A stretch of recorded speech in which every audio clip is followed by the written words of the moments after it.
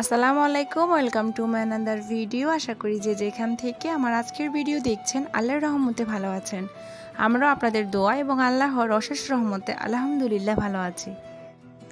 সকাল সকাল চলে এসেছি আমার ইনডোরে যে গাছগুলো রাখি, গাছগুলোর অবস্থা অনেক খারাপ হয়ে গিয়েছে। বেশ কদিন যাবৎ আসলে পানিও দেওয়া হয়নি আর তেমন কোনো যত্নও করা হয়নি। তো এই তো দেখতেই পাচ্ছেন গাছের মাটিগুলো একদমই সাদা হয়ে গিয়েছে শুকিয়ে। আর যেহেতু আমার ইনডোরে আর বিশেষ করে আমার লিভিং রুমে বিন্দু পরিমাণ আলো বাতাস কিছুই পায় না, এজন্য নতুন যে ডালগুলো বের হয়েছে ওই ডালগুলো সাদা হচ্ছে। তো এই জন্য গাছ একটু পানিও দিব, সেই সাথে বারান্দায়ও 2-3 দিনের জন্য রেখে দেব। প্রতি সপ্তাহে দেখা যেত 2-1 দিনের জন্য বারান্দায় নিয়ে রাখতাম, এতে করে গাছগুলো কিন্তু খুবই সুন্দর থাকতো। তো বেশ কয়েকদিন হয়ে গিয়েছে বারান্দায় গিয়েও রাখা হয় না, এতে করে গাছগুলো একটু নষ্ট হয়ে গিয়েছিল। তো এখন আসলে বারান্দায় গাছগুলোকে রেখে দেব। আর বারান্দার অবস্থাটাও একটু খারাপ হয়ে গিয়েছিল। দেখা যায় প্রতিদিনই প্রায় বৃষ্টি হয়, আর বৃষ্টি হওয়ার কারণে আমার যেহেতু বাইরে টব রয়েছে, তো বৃষ্টি হওয়ার কারণে টবের মাটিতে যখন বৃষ্টি পড়ে তখন মাটিটা ছিটকে চারিদিকে পড়ে যায়, দেয়ালে জানালা একদম ভরে যায়। তো এতে করে আমার বারান্দা বাগানটা একটু বেশি নষ্ট হয়।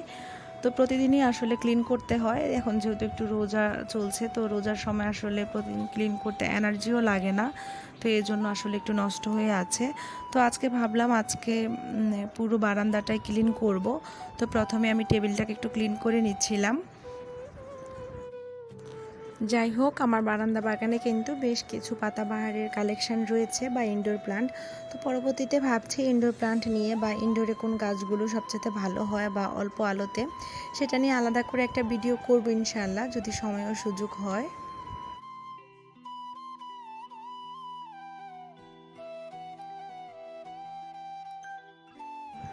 তো এই তো দেখতেই পাচ্ছেন আমার স্নেক প্লান্টের পাতাগুলো সাদা দেখাচ্ছে, নতুন যে পাতাগুলো বের হয়েছে।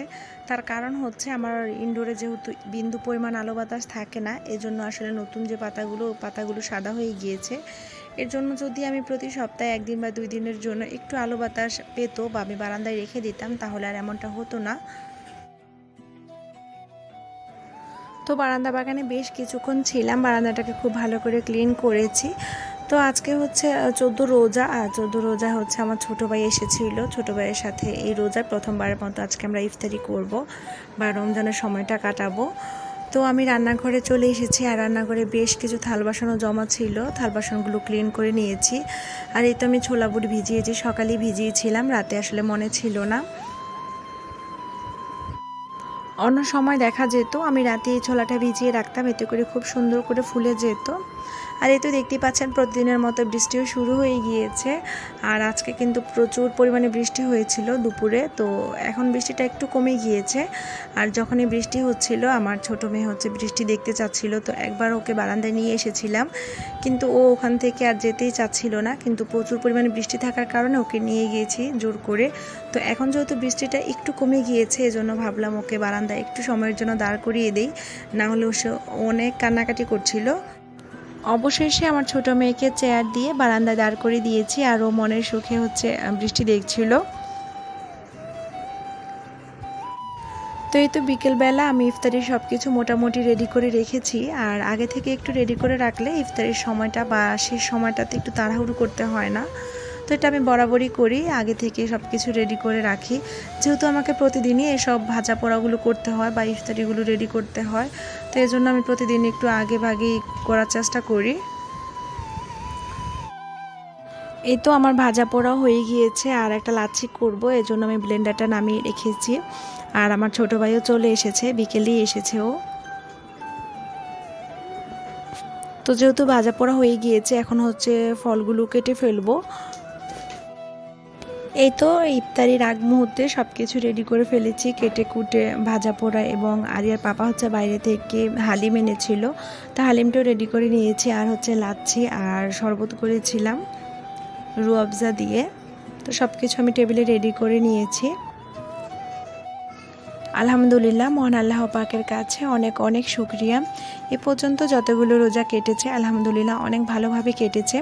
পরবর্তী রোজাগুলো যাতে ভালোভাবে কাটে বা এভাবেই কাটাতে পারি, সেটা একমাত্র মহান আল্লাহ পাকের কাছে চাওয়া।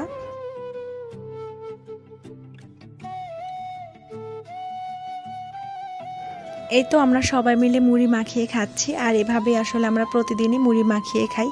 আমার পরিবারের সবাই এভাবে মুড়ি মেখে খেতে অনেক বেশি পছন্দ করে, এজন্য দেখা যায় প্রতিদিনই এভাবে খাওয়া হয়। তাছাড়া আজকে যেহেতু আমার ছোটো ভাইও আছে, তো সবাই মিলে এভাবে ইফতারি করতে পেরেছি। মহান আল্লাহ পাকের কাছে অনেক অনেক শুকরিয়া। অনেক ভালোভাবে আসলে কেটেছে আজকের দিনটি।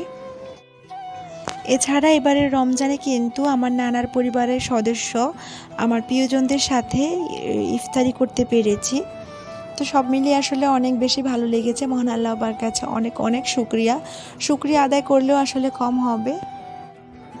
তবে যে কথাটা আসলে ভাবতে অনেক বেশি কষ্ট লাগে, গতবারের রোজাতেও আমার বাবা এই পৃথিবীতে ছিল, তবে এবারের রোজাতে আমার বাবাকে আমরা পাইনি। বাবাকে অনেক বেশি মিস করছিলাম।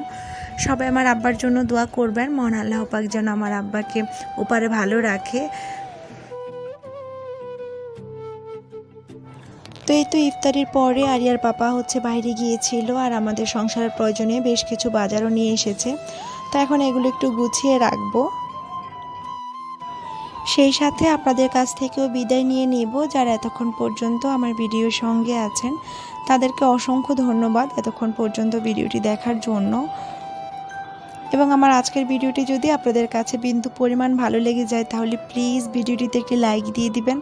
আপনাদের ছোট্ট একটি লাইক আমার কাছে অনেক বেশি মূল্যবান। আপনাদের মতো আরও অনেকের কাছে আমার এই ভিডিওটি খুব সহজে পৌঁছে দিতে সাহায্য করবে। তো আজকে এই পর্যন্তই। সবাই নিজ এবং পরিবারের সাথে ভালো থাকবেন, সুস্থ থাকবেন, নিজ এবং পরিবারের খেয়াল রাখবেন। কথা হবে অন্য কোনো নতুন ভিডিওতে। সেই পর্যন্ত সবাই ভালো থাকবেন। আল্লাহ হাফেজ। আসসালামু আলাইকুম।